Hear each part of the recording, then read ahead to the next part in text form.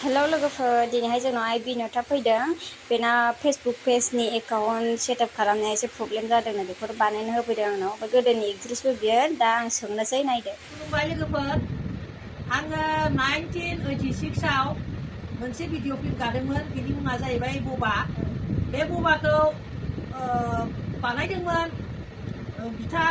मानगोनां रहेन्द्रनाथ ब्रह्मआ आन्थेरानिफ्राय दिहुनदोंमोन बेनो फार्स्ट बेनो लास्ट आंनि थाखाय मानो होनबा बे भिडिअ फिल्मा 2017 आव प्राक्सिनि एवार्ड मोनदों दा आङो जेबो खामानि मावा गामियारि जानानै थाबाय मानो होनबा फिसा फिसा बिजनेस मावदोंमोन दा बेफोरबो एसे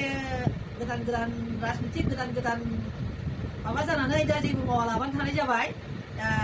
बेखौनो बुंनानै आङो फोजोबनाय जाबाय खुलुमबाय। दे गोजोननाय थाबाय आइनिसिम आइना एकाउन्टआ एसे प्रब्लेम जादोंमोन ओमफ्राय बेखौ बानायहोफैदों नालाय बेसारा खाथिखाबो ओमफ्राय फैब्रबबाय आरो फुङावहाय दे होमबा लोगोफोर।